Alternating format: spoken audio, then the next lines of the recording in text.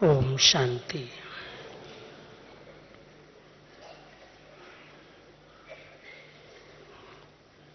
आज की सभा में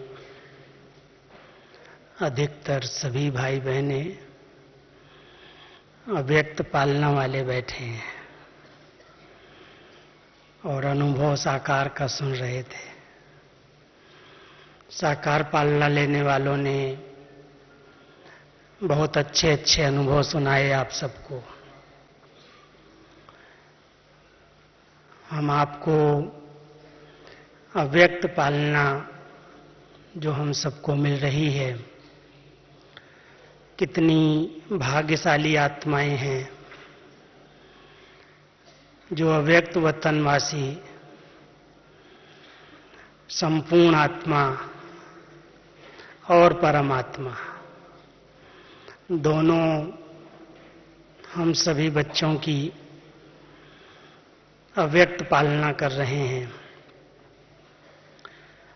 अव्यक्त पालना को प्राप्त करने वाली आत्माएं कितनी शक्तिशाली होंगी, कैसी होंगी। बाबा कई बार अपने महावाक्यों में सुनाते हैं और विशेष जब डबल विदेशी बच्चों को मिलते हैं, क्योंकि विदेश की सेवाएं बाबा के अव्यक्त होने के बाद शुरू हुई।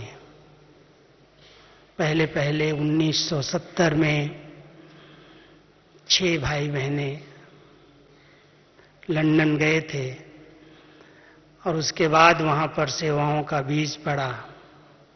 आज तो 130 देशों में सेवाएं फैली हैं, लेकिन जो साकार में बाबा ने आह्वान किए थे, जो संकल्प किए थे, अव्यक्त रूप में वो साकार होते हुए बाबा भी देख रहे हैं और हम बच्चे भी देख रहे हैं। मुझे भी बाबा के अव्यक्त पार्ट के साथ साथ बहुत नजदीक से देखने और अनुभव करने का सौभाग्य मिला। जन्म तो साकार के समय हो गया था और साकार में लौकिक माता पिता सभी बाबा के पास हर वर्ष आते थे, लेकिन मेरा बचपना था और बचपन के जीवन में पढ़ाई के ऊपर ध्यान, खेल कूद पर ध्यान, मैं मधुबन में बाबा के साकार होते नहीं आया। लेकिन हर पत्र में हर सप्ताह बाबा की याद प्यार जरूर पाई। बाबा के लाल अक्षरों के पत्र, जब भी बाबा को लौकिक पिताजी पत्र लिखते थे तो सबके नाम लिख देते थे और सबके नामों से बाबा उत्तर देते थे। तो बाबा की साकार पालना हम ऐसे कहेंगे कि बाबा के पत्रों के माध्यम से हुई। लेकिन जब मैं बाबा के पास आया 1971 में, देख करके बाबा के पाठ को, क्योंकि बाबा का हर तीसरे चौथे दिन पाठ चलता था। अभी तो बहुत लिमिट हो गई है, पूरे साल में 10 बार बाबा आते हैं, लेकिन वो समय था जब हर तीसरे दिन चौथे दिन बाबा की पधरावनी होती थी और छोटा हाल था या बाबा का कमरा था और कोई स्थान तो थे भी नहीं। तो बाबा गद्दी पर आते थे। गद्दी नीचे जो बाबा के कमरे में आप सभी जब जाएंगे, जो नए आए हैं वो देखेंगे, तो बाबा अपनी गद्दी पर आते थे, अव्यक्त बाबा। और गद्दी पर जब आते थे तो केवल हम लोग मधुबन में 30-40 लोग थे और पार्टी 100-150 की आती थी। पूरी रात मिलती थी। एक एक बाबा का बच्चा अकेले अकेले, कोई दूसरा नहीं। मिलाने वाली बहन भी बाबा के पास बिठा के दूर चले जाते थे। तो करीब मैं समझता हूँ एक एक बच्चे को बाबा 15 मिनट, 20 मिनट, आधा घंटे तक बहुत प्यार से उसकी सारी बातें सुनते और उसकी विशेषताओं का वर्णन भी करते। तो वो सौभाग्य मुझे बहुत बार मिला। लेकिन एक रुचि थी लौकिक में भी। जब मैं आया तो मेरा एक लक्ष्य था कि मैं कुछ सीखूं, क्योंकि मैं स्कूल की लाइफ से ही आया था। तो टाइप सीखने की इच्छा मैंने व्यक्त की कि मुझे टाइप सीखनी है। मेरे आगे प्रश्न आया कि तुम टाइप सीखोगे, लेकिन टाइप तो वही सीख सकते हैं, वही कर सकते हैं जिनको सिंधी आती है। लिखा ऐसी कौन सी कंडीशन है, क्योंकि मैं एक यूपी के गांव से आया, छोटे से, और सिंधी भाषा मेरे लिए तो बड़ी नई प्रकार की थी। तो मेरे मुख से निकला सीख जाऊंगा, क्या बड़ी बात है। तो दादी ने, विशेष हमारी दीदी और दादी जो मधुबन को देखती थी, रहती थी, तो कहा तुम सिंधी सीख लेगा तो टाइप सिखा देंगे। ठीक है।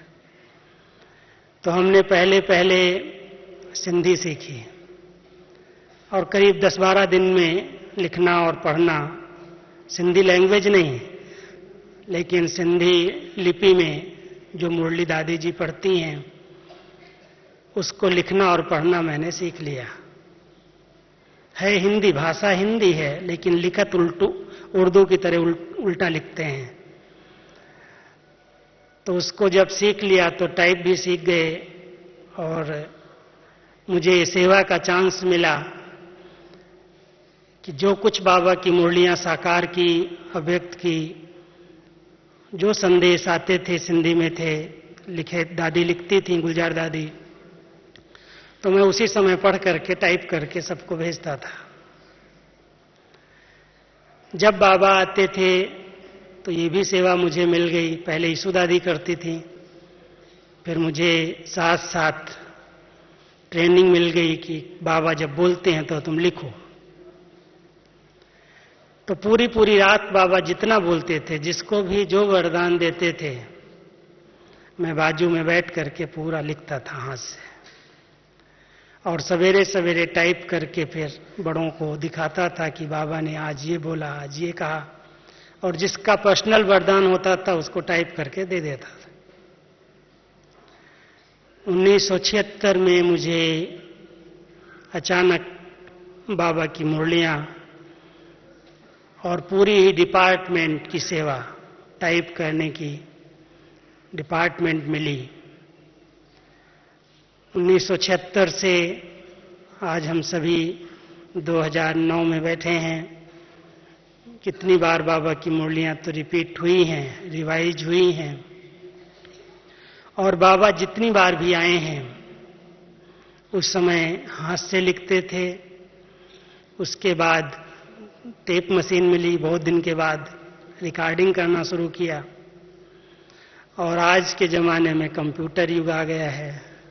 बाबा बोलते हैं और साथ साथ ही उंगलियां टाइप कर देती हैं। मैं कुछ नहीं करता, उंगलियों को प्रैक्टिस हो गई है।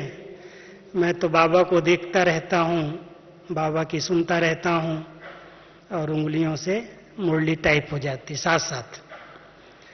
तो बाबा की वो मुरली आप सबको तैयार होकर के सवेरे सवेरे हाथ में मिल जाती है। मुझे भी खुशी होती है कि बाबा यहाँ बैठे हैं और सभी सेवा केंद्र जहाँ पर इंटरनेट के कनेक्शन हैं, ईमेल हैं, उन सबको छपी हुई मुरली हाथ में मिल जाती है।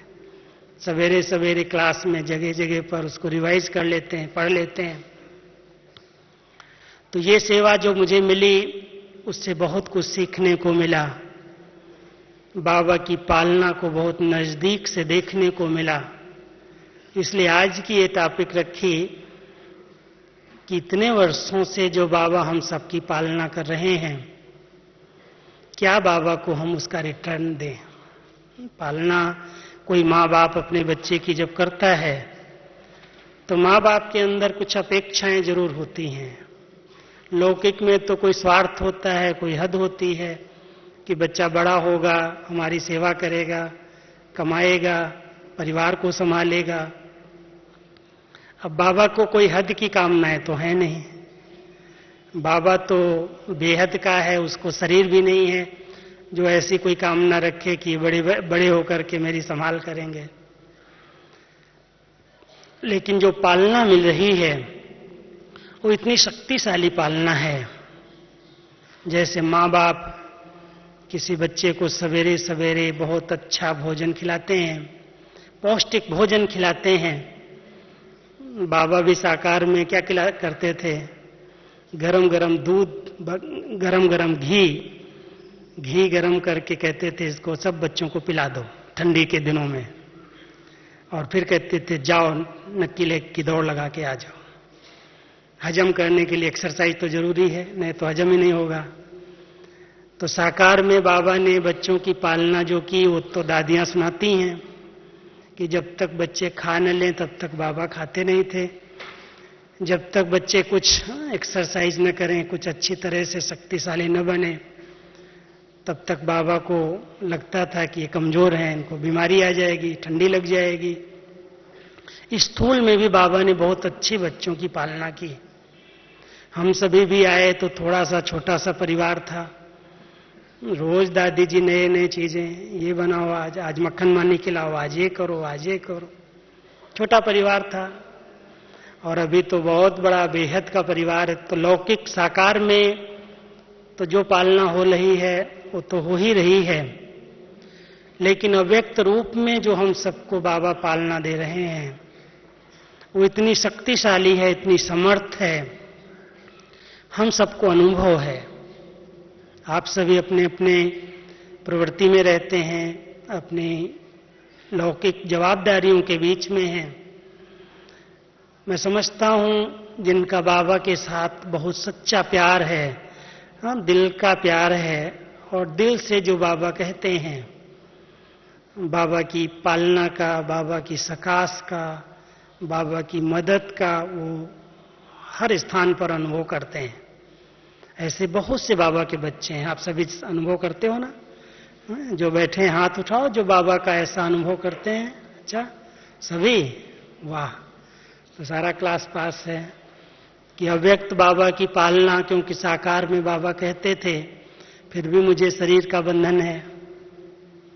ब्रह्मा बाबा को तो बंधन था ना शरीर का, लेकिन जब बाबा ने इस ड्रेस को बदला तो बाबा यही कहते थे, बच्चे मैं तुम्हारे बीच से गया नहीं हूं, सिर्फ कमरा और ड्रेस दो ही चीजें बदली है।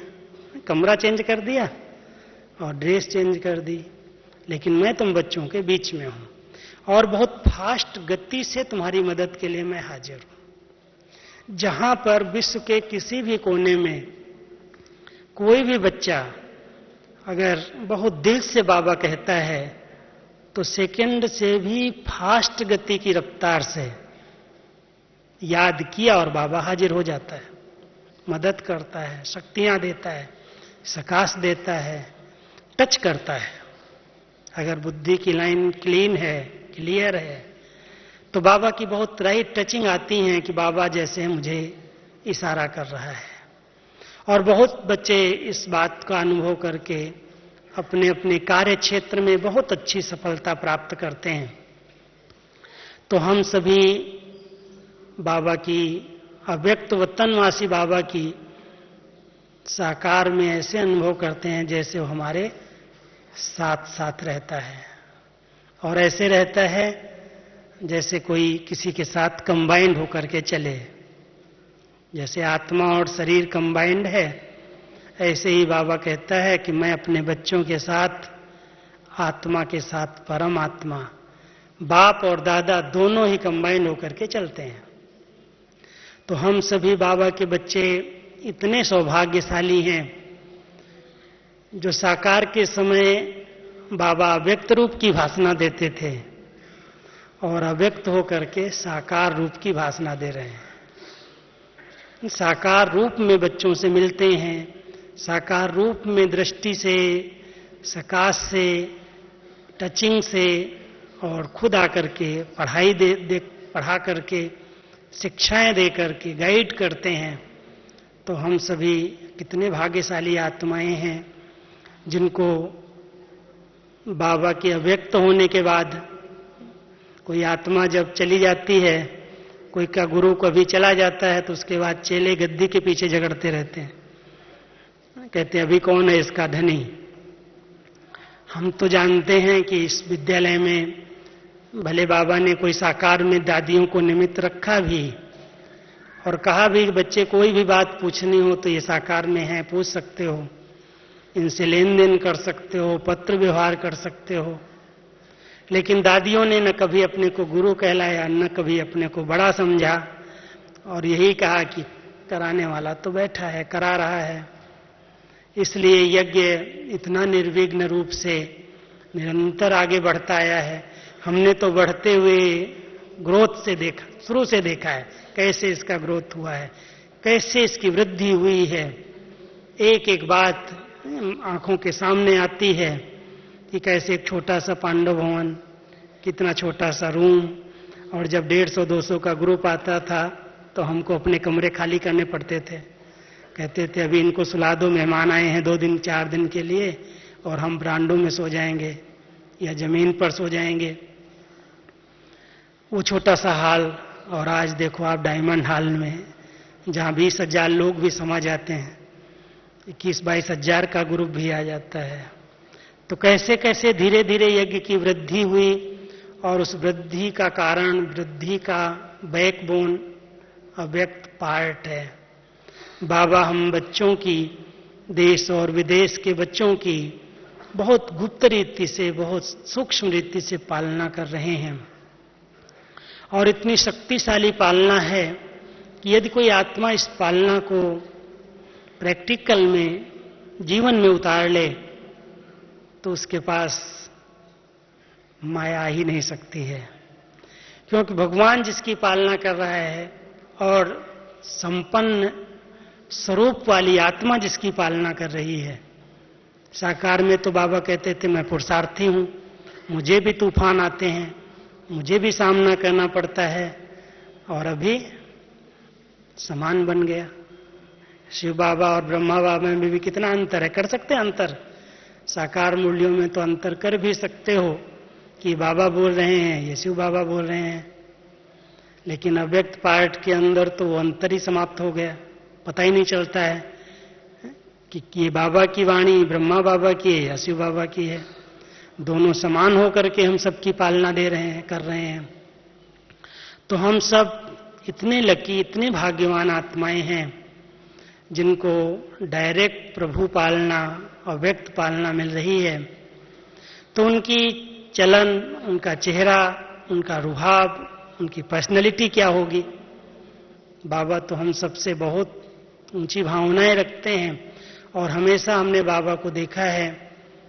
वैसे लौकिक में अगर माँ बाप किसी बच्चे को बहुत समझाते हों, सुधारने की कोशिश करते हों, या कोई माँ बाप अपने बच्चों को बहुत अच्छा अच्छा भोजन खिलाते हों, लेकिन बच्चा फिर भी कमजोर का कमजोर हो, तीली पहलवान हो, उसको कुछ लगता ही न हो, तो माँ बाप क्या कहेंगे?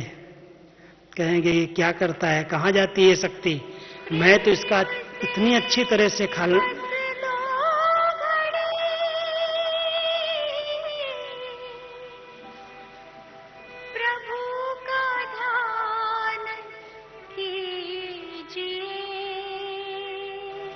तो मैं बता रहा था कि अगर लौकिक में माँ बाप बच्चों को अच्छी अच्छी खुराक खिलाते हैं तो उनको यही रहता है कि मेरा बच्चा शक्तिशाली, समर्थ रहेगा, इसको कोई भी बीमारी नहीं आएगी। लेकिन फिर भी अगर पालना लेते हुए, खुराक अच्छी खाते हुए भी कोई का हाजमा ठीक न हो, कोई प्रकार की बीमारी हो, या एक्सरसाइज न करता हो, सुस्त हो, सेवाएं न करता हो, तो खुराक उसको लगती नहीं है, वो शक्तिशाली बनता नहीं है। ऐसे ही बाबा तो इतना डोज देते हैं, इतनी अच्छी पौष्टिक खुराक खिलाते हैं। बाबा कभी कभी कहता है मैं बच्चों को चोप चीनी खिलाता हूं। एक दवा होती थी पहले चोप चीनी, बहुत शक्तिशाली, पौष्टिक, ताकतवर, जिसको खाने से हर शरीर हृष्ट पुष्ट एकदम तंदुरुस्त हो जाए। तो बाबा हम बच्चों को इतना चोप चीनी माल खिलाता है, इतनी अच्छी अच्छी ज्ञान की बातें सुनाता है, इतनी ऊंची धारणाएं बताता है, लेकिन कई बच्चों की शक्ति हजम करने की नहीं है। और हजम करने का तरीका बाबा कई बार बताते हैं कि बच्चे पहले तो उसका अच्छी तरह से मनन करो, चिंतन करो। जैसे गऊ जब खाती है तो उगाड़ती है, चबाती है उसको, फिर उससे खून बनता है, शक्ति बनती है, फिर दूध देती है।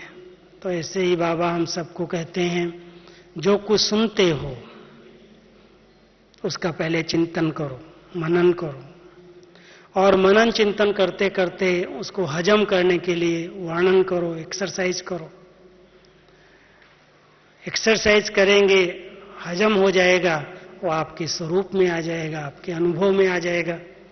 तो पालना को हम सब ने कहां तक अनुभव में लाया है, इतनी ऊंची शिक्षाएं बाबा की मिली हैं, इतनी श्रेष्ठ पालना मिली है, उसको कहां तक हमारे जीवन से, हमारे चरित्र से, हमारे व्यवहार से दिखाई देता है, वो तो हर एक नंबरवार है, जानता है।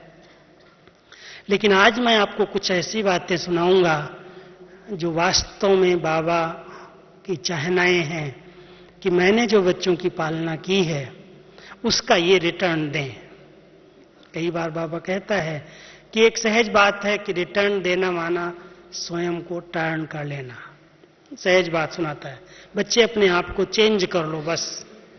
जो तुम्हारी पुरानी कोई भी आदतें थीं, कोई स्वभाव थे, कोई संस्कार थे, कोई विकारी ऐसी भावनाएं थीं, तुम्हें इतना ऊंचा ज्ञान मिल रहा है, इतनी ऊंची पालना मिल रही है, तुम अपने चिंतन को, अपने चरित्र को, अपने व्यवहार को, जो लौकिकता थी उसको अलौकिकता में चेंज कर लो। जो पतित पने के संस्कार थे उसमें पवित्रता के संस्कार भर लो, परिवर्तन कर लो।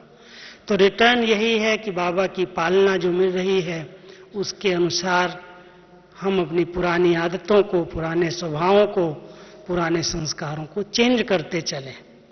बाबा ये चेंज चाहता है, हम सब में देखना चाहता है कि बाबा ने कहा और इस बच्चे ने अपने में परिवर्तन लाया। वर्णन कर लेते हैं हम लोग, दूसरों को सुना लेंगे कि बाबा ने बहुत अच्छा कहा है, लेकिन वो हमारे स्वरूप में, हमारे जीवन में कहां तक आया है, तो पहले तो चाहिए हमारा श्रेष्ठ जीवन जो बाबा देखना चाहता है। क्योंकि अभी बाबा की जो मुरलियां चल रही हैं लेटेस्ट, बाबा कहता है बच्चे अभी ज्ञान सुनाने का समय गया, लोग सुन सुन करके थक गए हैं, अभी वो कुछ देखना चाहते हैं। आपके चलन से, आपके चरित्र से, आपके व्यवहार से वो देखना चाहते हैं कि इन्होंने जो कहा वो उनके जीवन में है, और जीवन में होगा तो अपने आप सेवा होगी। कह करके सिखाने की बजाय करके सिखाना सबसे ऊंची सेवा है। तो पालना का रिटर्न है कि जो बाबा कह रहे हैं वो हमारे जीवन में उतर आए, समा जाए, हमारे जीवन से लोगों को अनुभव हो, हमारा व्यवहार ऐसा हो जाए। तो क्या क्या हमारे व्यवहार में परिवर्तन बाबा चाहता है। 5-6 बातें सुना रहा हूं, भारी बातें नहीं, ऐसे नहीं कहना ऊपर से निकल गई। कोई कोई कहते हैं कि आपने सुनाया लेकिन लगता है कि ऊपर से चली गई। इतनी बड़ी बात नहीं सुनाता हूं, क्योंकि बाबा हम सबको बहुत अच्छी तरह से हजम करके खिला रहा है।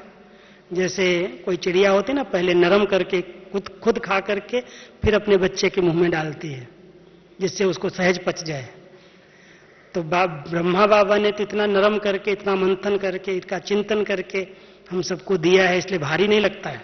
डोज भारी नहीं है जो हजम ही न हो, बदहजमी हो जाए। तो बाबा की ऐसी ऐसी बातें जिनको बाबा बहुत सरल रूप में हम सबके आगे रखता है, वो रिटर्न है बाबा की पालना का। सबसे पहली बात है, क्योंकि बाबा हमारा मास्टर है, दाता है सब बातों का, और दाता होने के कारण समझता है कि मेरा बच्चा एक एक मेरे समान भरपूर और दाता बने, मांगता नहीं बने। किसी के आगे क्यों कहे तो मुझे दो, कोई चीज की भी मांगने की जरूरत नहीं। क्योंकि जो रॉयल होते हैं, राजा का बच्चा अगर कोई के आगे मांगे तो उसको कैसा लगेगा कि मेरे पास सब खजाने भरपूर हैं, सब कुछ है और फिर भी ये मांगने की आदत नहीं छोड़ता।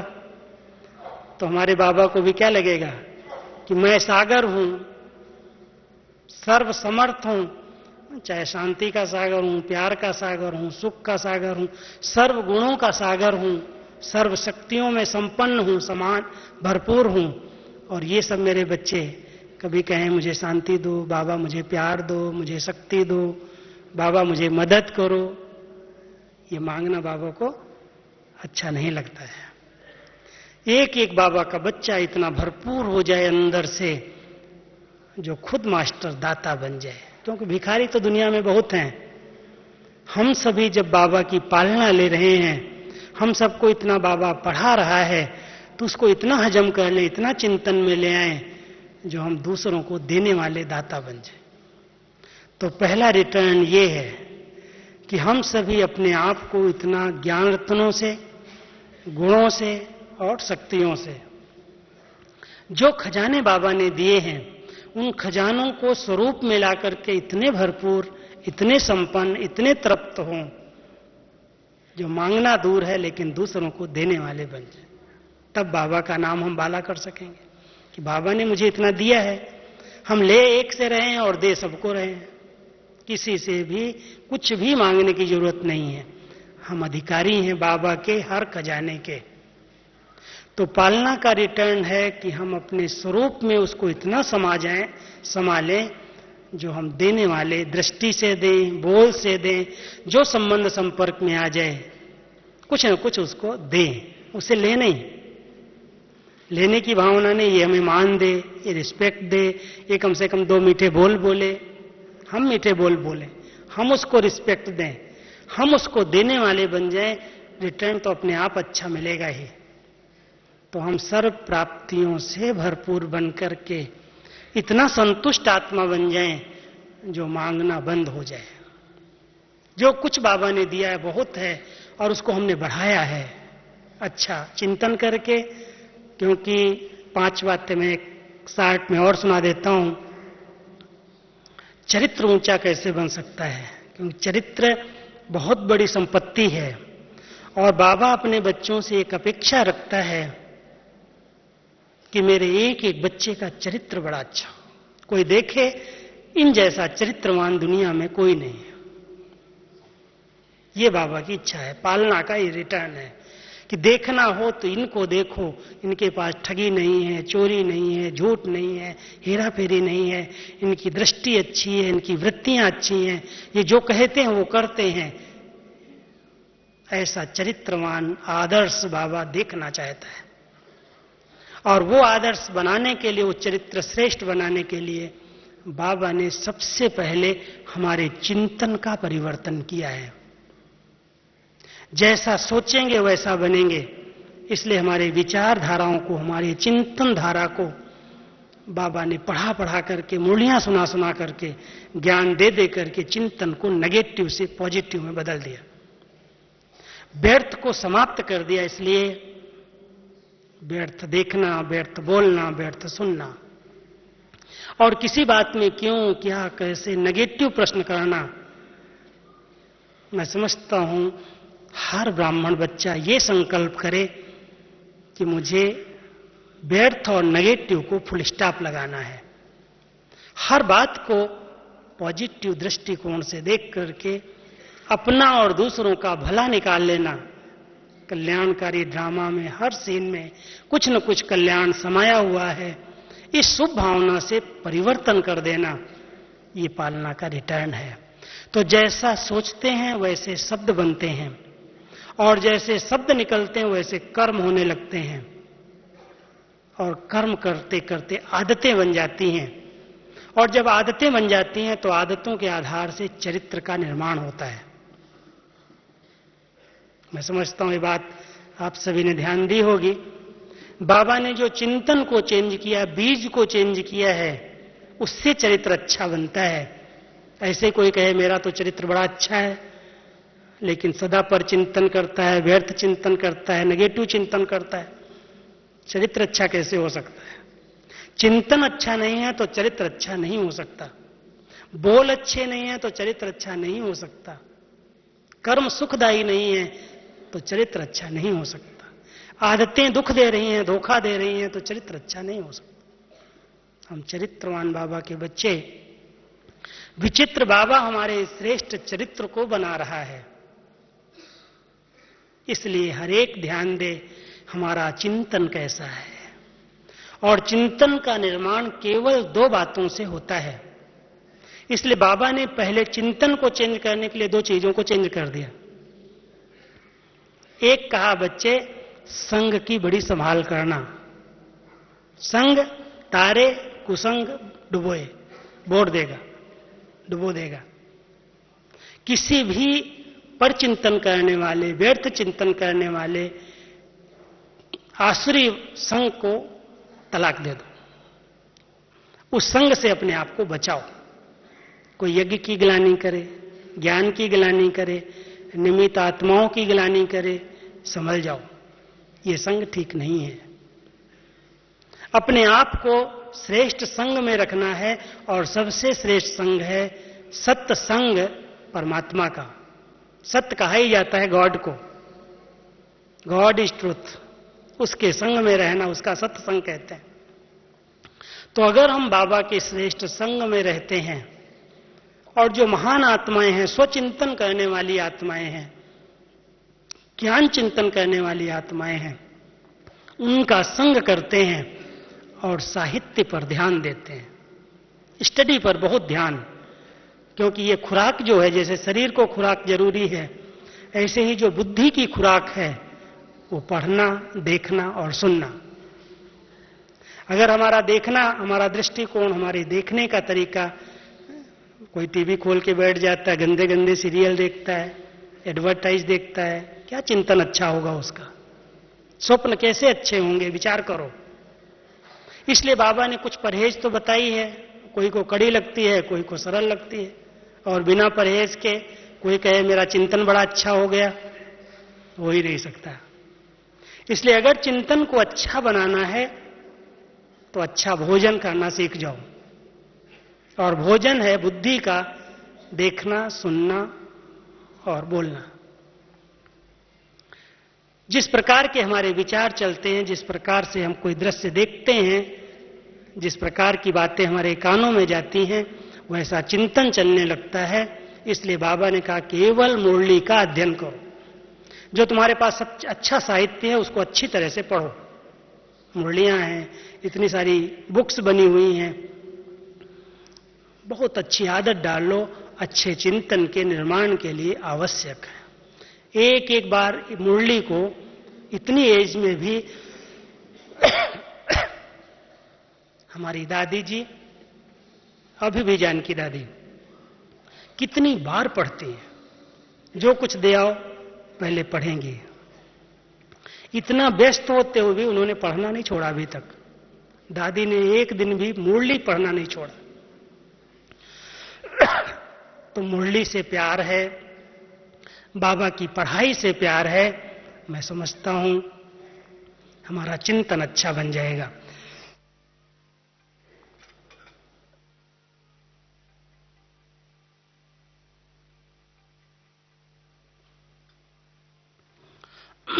तो प्राप्तियों से संपन्न सबसे पहला, और उसके लिए चरित्र अच्छा चाहिए।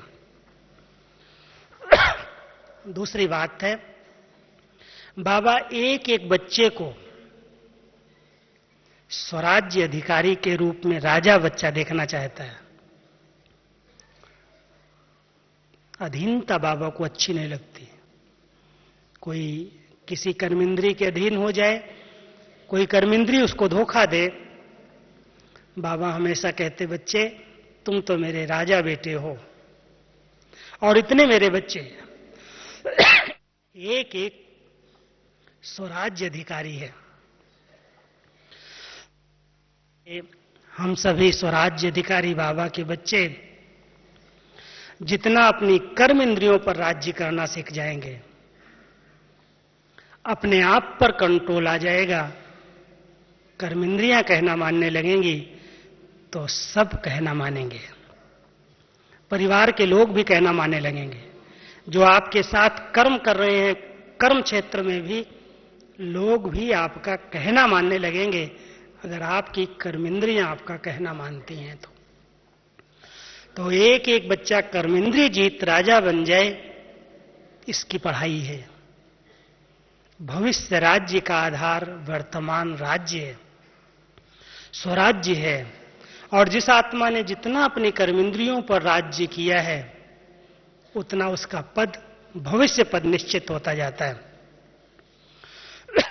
और तीसरा बाबा हम सबसे चाहता है कि मेरा एक एक बच्चा स्वमानधारी, स्व को स्वयं मान देना सीखे, मान मांगे नहीं और सम्मान दाता बन जाए। स्वमान में रहना, इतने श्रेष्ठ टाइटल, जो बाबा की विशेषताएं हैं, जो बाबा के टाइटल हैं, वो हम बच्चों का सम्मान है।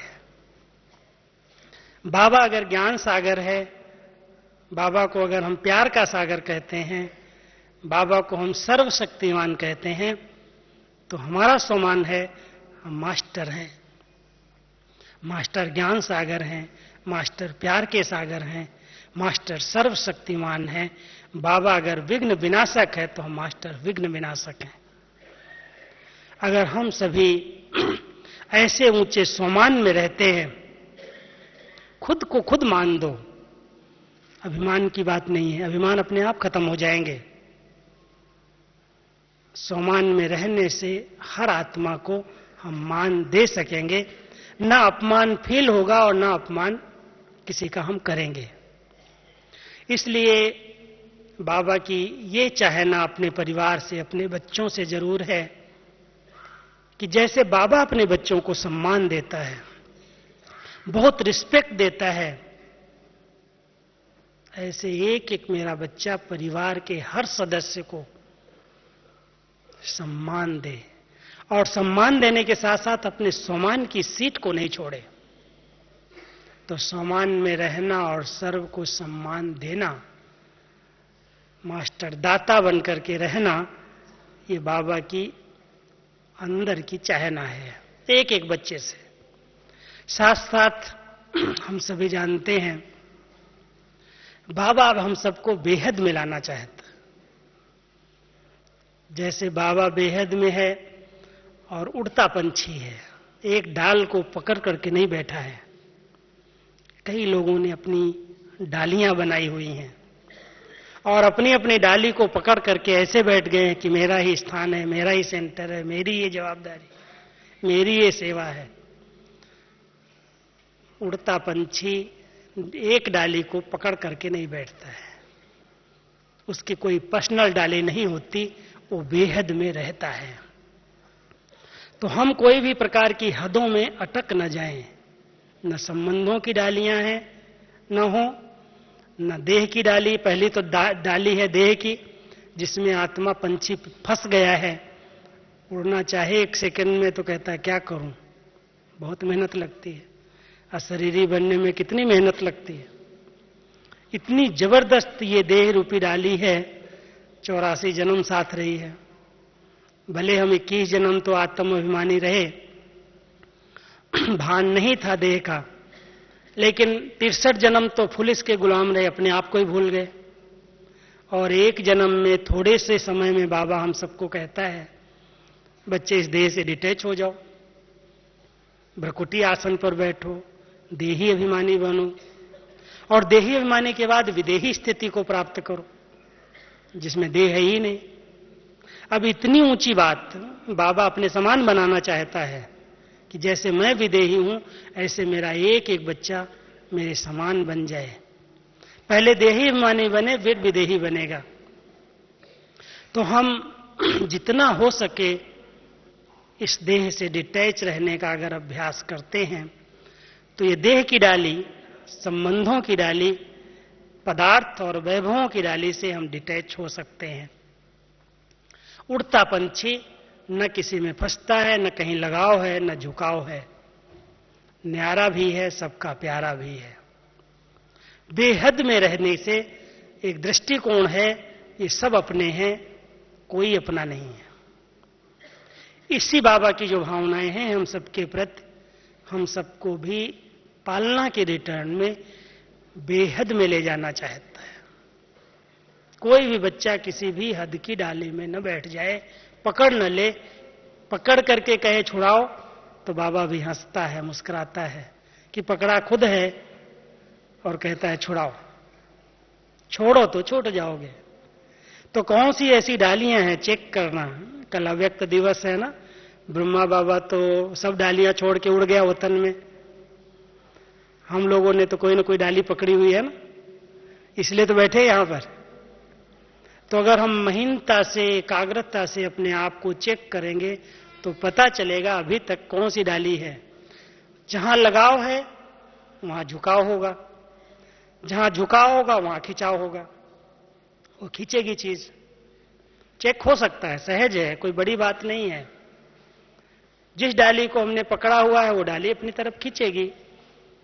इसलिए उड़ता पंछी मेरे बच्चे बने, किसी हद की डाली को न पकड़े, मान शान की भी डाली न हो, कोई हदों के स्थान की भी डाली न हो, लेकिन ये बेहद में रहना सीखें।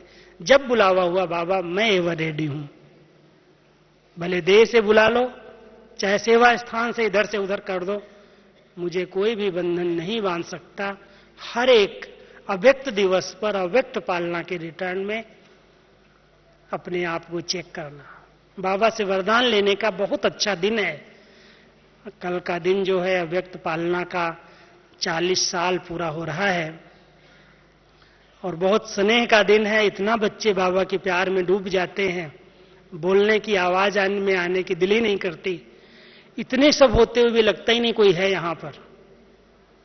तो सभी अमृत वेले से तो तपस्या करोगे, योग करोगे, लेकिन बाबा से ये वरदान जरूर मिल जाए कि बाबा मैं उड़ता पंछी बन जाऊं, मुझे कोई डाली पकड़े नहीं, स्वभाव संस्कार की भी डाली नहीं, मेरा स्वभाव, मेरी आदत, मेरे संस्कार, उनको चेक करो और प्रतिज्ञा करके उनको चेंज कर दो। फिर शक्तिशाली स्थिति से 3 प्रैक्टिकल धारणाएं हमारे जीवन की दिखाई देंगी। एक, हमारे संग का रंग लगेगा दूसरों को। दूसरों के संग का रंग मुझे लग जाए, अब उसकी जरूरत नहीं है। कोई आत्मा का रंग मुझे नहीं लग सकता, क्योंकि परमात्मा के रंग में मैं आत्मा रंग गई। बाबा के रंग में रंगी हुई आत्मा अपने संग का रंग दूसरों को लगाएगी, और जो उसको मदद चाहिए, साथ चाहिए, सहारा चाहिए, वो साथ और सहारा देगी। सहारा देगी, सहारे में अटकाएगी नहीं। ये बहुत ध्यान देने की बात है कि कई बार हम किसी को सहारा देते हैं, मदद देते हैं, वो बाबा की बजाय हमारे में अटक जाता है। ये बहुत अच्छा है, ये बहन बहुत अच्छी है, भाई बहुत अच्छा है, ये बहुत मदद करता है, ये सहयोग देता है। अगर किसी देहधारी में अटक गए तो बाबा से तो मिलना दूर हो जाएगा, वो देहधारी जहां जाएगा वहीं ले जाएगा। इसलिए हम सभी भी न कहीं अटके, न किसी को अटकाएं अपने आप में। ध्यान रखना, किसी के भी सहारे दाता बनते बनते अपने में पर्सनल किसी को अटका नहीं लेना। कोई भी बाबा ने किसी को भी छुट्टी नहीं दी है गुरुडम की, गुरु बन करके बैठ जाने की। हम सबका सतगुरु एक है। भले आप पढ़ा रहे हो, सेवाएं कर रहे हो, ज्ञान दे रहे हो, कोर्स करा रहे हो, स्टूडेंट बने हैं, लेकिन मेरे हैं। हर एक का कनेक्शन बाबा से जुटे, न कि पर्सनल कोई अपने में फंसा ले। अगर कोई धन से मदद करने वाला है तो उसका धन बाबा के यज्ञ में सफल हो, केवल लिमिट के अंदर न रहे। कोई भी आत्मा सहारा प्राप्त करके हद तक ना अटक जाए, ध्यान रखना। हर एक का सहारेदाता बाबा है, और संगम युग पर हम सभी साथ दें, मदद करें, अपने अच्छे संग का रंग लगाएं, हर एक को निश्चय बुद्धि बना दें, अपनी हिम्मत से उसको मदद के पंख दे दें, वो आत्मा भी उड़ने लगे। ये बाबा की अपेक्षा है कि मेरा एक एक बच्चा, चाहे नया है या पुराना, क्योंकि नए बच्चों पर तो बाबा की बहुत उम्मीदें हैं। पहली बार वालों को बाबा कितना प्यार करता है कि अगर ये बच्चे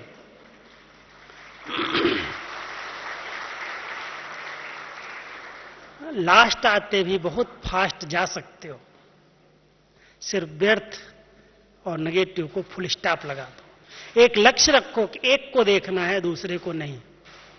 एक बाबा, दूसरा न कोई।